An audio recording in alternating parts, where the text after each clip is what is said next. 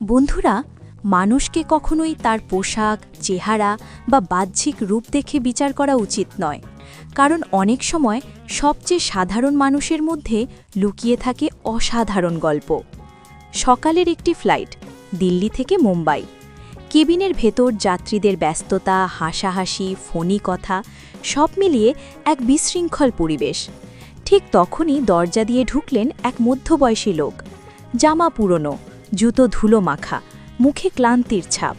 দেখে বোঝাই যায় জীবন তাকে খুব একটা সহজ কিছু দেয়নি। লোকটি ধীরে ধীরে এগিয়ে এসে ১৭ নম্বর সিটে বসে পড়ল। তার পাশের এক মহিলা বিরক্ত হয়ে নাক কুচকানেন। এমন লোকও এখন প্লেনে ওঠে? একজন ফিসফিস করে বলল, দেখে তো ভিখারির মতো লাগছে। লোকটি কিছুই বলল না, জানালার বাইরে তাকিয়ে রইল, যেন এসব কথা তার কানে পৌঁছায় না। হঠাৎ পাশের সিট থেকে কেউ বলে উঠল, আয়ান, তুই? লোকটি ঘুরে তাকালো। পুরনো বন্ধু অর্জুন, দামি ঘড়ি, ব্র্যান্ডেড পোশাক, আত্মবিশ্বাসে ভরা মুখ। অর্জুন হেসে বলল, তুই তো কলেজের টপার ছিলি, আজ এত সাধারণ অবস্থায়? আয়ান শান্তভাবে উত্তর দিল, সব গল্প বাইরে থেকে বোঝা যায় না বন্ধু।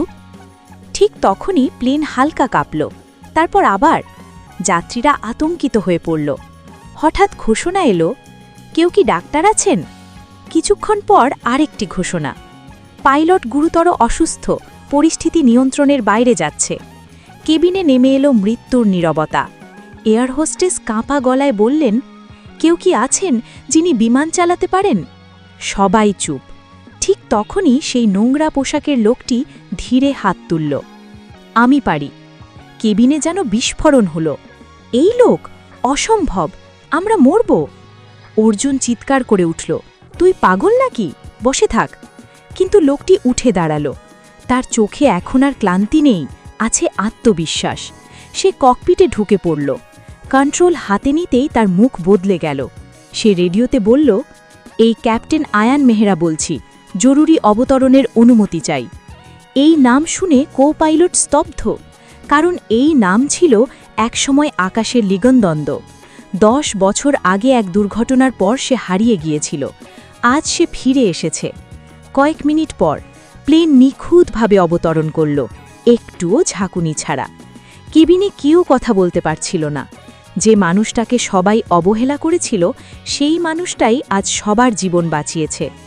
আয়ান বেরিয়ে এলো। সবাই দাঁড়িয়ে পড়ল, চুপচাপ। তারপর তালির ঝড়। অর্জুন চোখ নামিয়ে বলল, আজ বুঝলাম আসল বড় মানুষকে। আয়ান শুধু বলল, মানুষকে কখনো তার পোশাক দিয়ে বিচার করো না। বন্ধুরা, এই গল্পটা আমাদের একটা কথাই শেখায়, আসল যোগ্যতা কখনোই বাহ্যিক রূপে বোঝা যায় না।